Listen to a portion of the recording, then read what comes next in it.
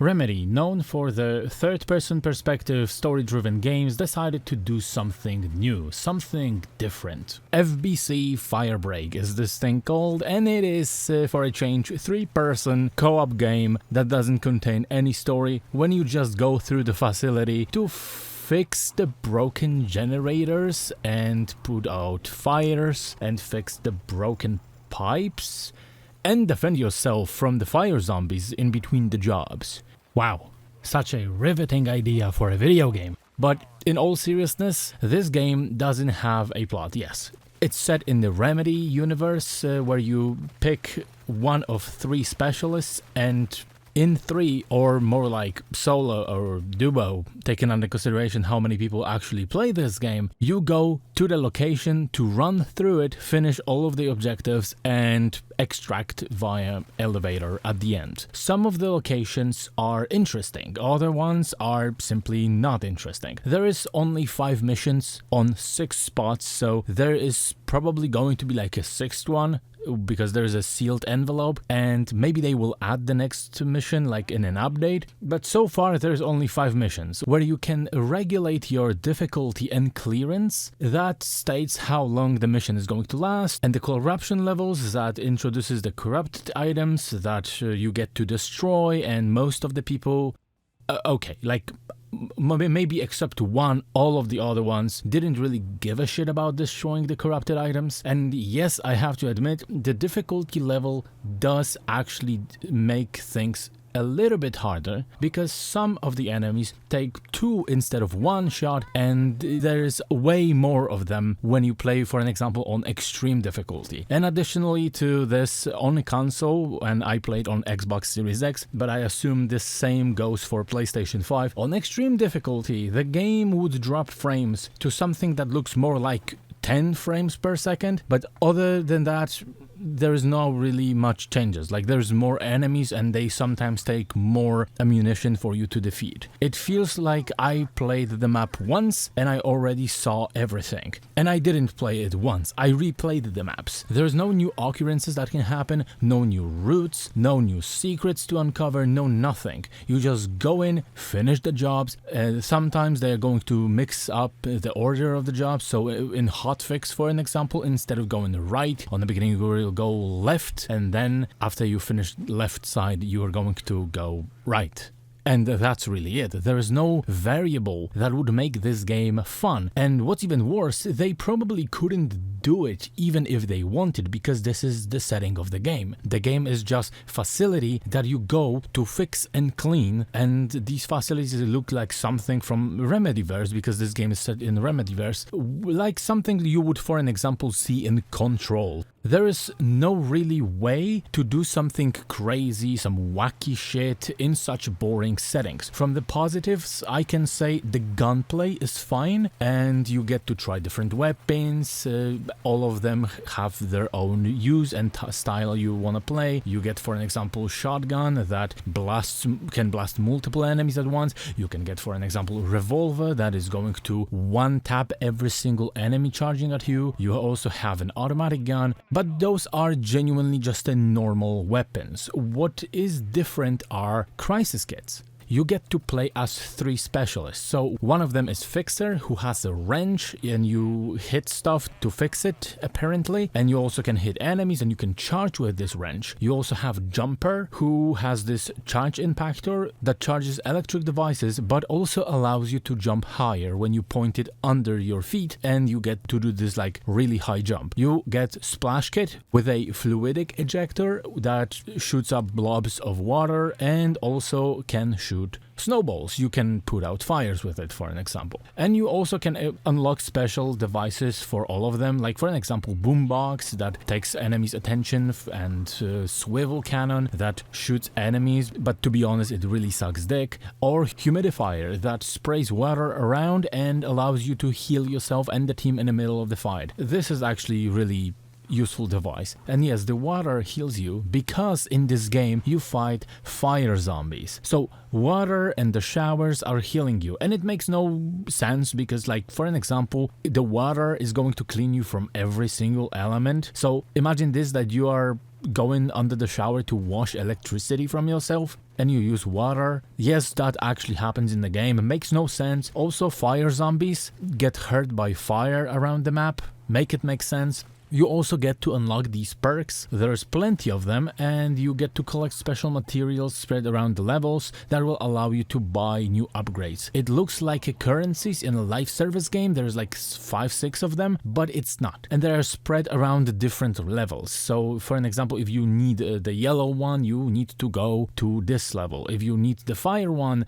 you need to go to the hotfix, which is the first level in the game. But even if the gameplay is fine on the technical standpoint, the gameplay loop is not, because finishing the level once, you have seen everything. And if you failed to find players to join your game and you played alone, you even saw more than you would see with 3 people playing together, because you don't need 3 specialists to finish the map. You only need 1, and the other jobs that are not for your specialist, you get the mini game of clicking right and left bumpers to complete the jobs manually. If you misstep, you get shocked or burned, it depends on what you are doing, and after you defeated all anomalies on the level, well, you run to the elevator and get extracted, and before the elevator arrives, you get the notification you have to kill the big burly enemy, and they are going to lift the lockdowns, and so you can escape, and if you defeat him, you get to escape via elevator, and this is the entire game. This is over and over on these 5 maps. There is no variables, there is no changes, there is no new secrets, no new special things that can happen. The most interesting idea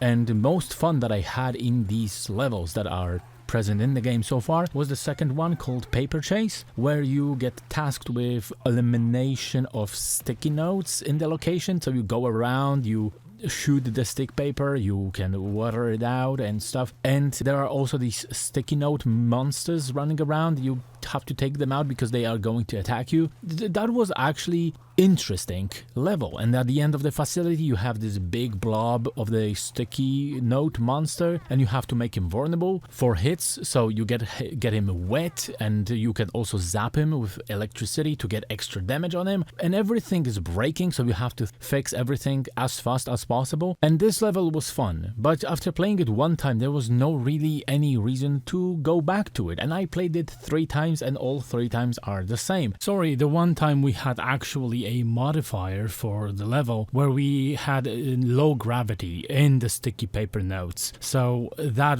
kinda does change the things, but it's not like a really huge change. You just can jump higher and farther.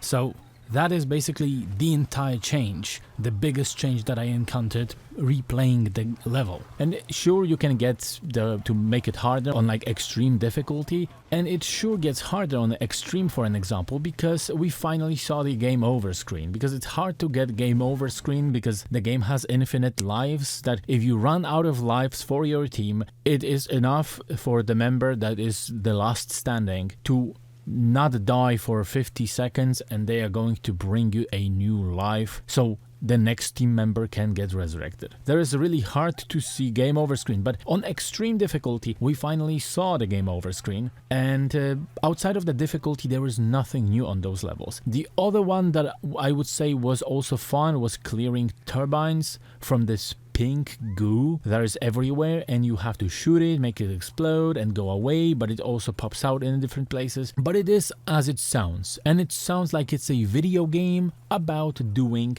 chores, cleaning, fixing, and in the meantime shooting zombies. Some out of those 5 levels are also extremely short. Like for an example, there is one when you push a cart and you have to get the radioactive rocks to it and push it into the rocket, and then you defend the rocket. And sometimes I was thinking the game really fucked up something because it forgot to spawn the enemies. Like, for an example, there is in the first mission, throw 15 barrels into the furnace to put it out. 15 fucking barrels that you also have to take and fill with this goo that you have to throw into the furnace to put it out. Somehow I was doing it on the first time on normal difficulty and I had like 9 barrels to throw and I was all alone, but then in the second time I was also alone, also on normal, and I got to throw 15. I don't know how this happened, but some lost soul actually got into my game and we did it. And we were filling the barrels and throwing them into the furnace and sending them back. And the other guy was filling the barrels and I was throwing them out. And we were doing this for like 10 minutes without a single zombie inside. When defending the rocket in a different mission, the defense looked like this. We were standing both on the console, eliminating few zombies in a wave and just standing for another minute or two for the next wave to appear because the waves were so small. And you may say you turn up the difficulty for the higher one. Problem is that the previous zone, we were on the same difficulty and it was actually challenging at times. And then the next zone, the rocket defense, the game feels like it failed to spawn enemies and we were just waiting. And it happened few times across my adventure with this game. And also when you play with randoms, let's say your friends have better games to play than Firebreak, or you simply don't have friends, if you get into the lobby and the lobby leader is going to leave or loses connection, the game shits the bed and you all get kicked out from the game. No matter at what stage you were, you lose the entire progress, you don't get anything. Happened to me when we were running towards the elevator for the extraction, the end of the mission, 30 minutes down the drain. You may also get kicked or kick people from the game if you are the game master. And I read some topics online because I wanted to figure out if I was kicked out from the game and someone was basically a dick or someone lost connection. And people were saying that they are going into the elevator and they are getting kicked by the lobby master at the last second because people who play these games with randoms are just dicks and want to waste your time. But as I was doing my research, I think the guy just lost connection and we lost 30 minutes of the game time.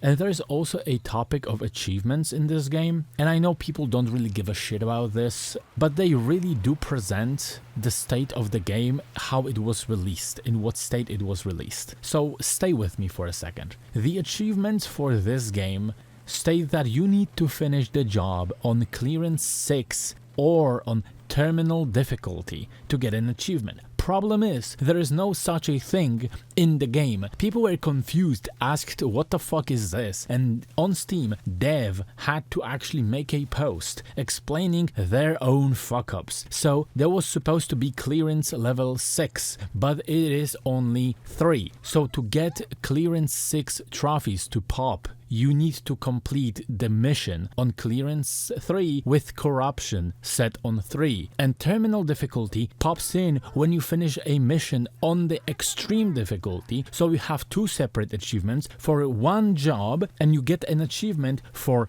extreme and terminal completion. So you have two achievements for one requirement. This is the fuck up because they didn't change it and they didn't remove it because they didn't end up implementing terminal difficulty. And somehow 5% on Xbox has a terminal achievement, but 13% has extreme one. Make it make sense. I got both of them after finishing the clearance 1 on extreme difficulty, because if you set, for an example, to clearance 1, you only get 1 room out of 3 that are usually in the level, and the level, basically the job lasts like 2 minutes and you extract. So I got these two achievements for one simple job on extreme on clearance 1.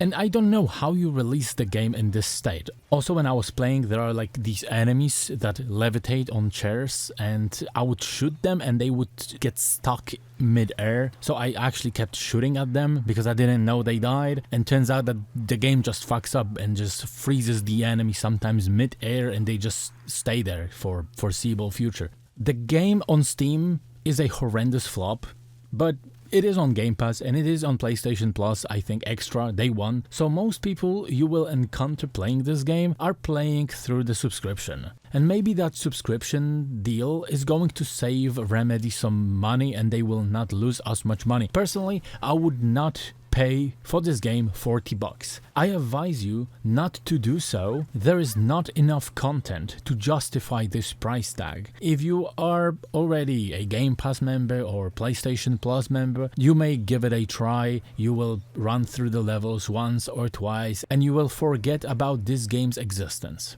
And it's a shame. Remedy made some of my favorite single-player games, and yes, I am a simp for Alan Wake 2, and I will defend this game. And this money that they put into Firebreak, they could have put it into Control 2, or Alan Wake 3, or Quantum Nissan 2, but we got Firebreak. And the Firebreak didn't really work probably as they intended, because most people don't really give a shit. That is going to be all for me. Comment, like, subscribe, and bye.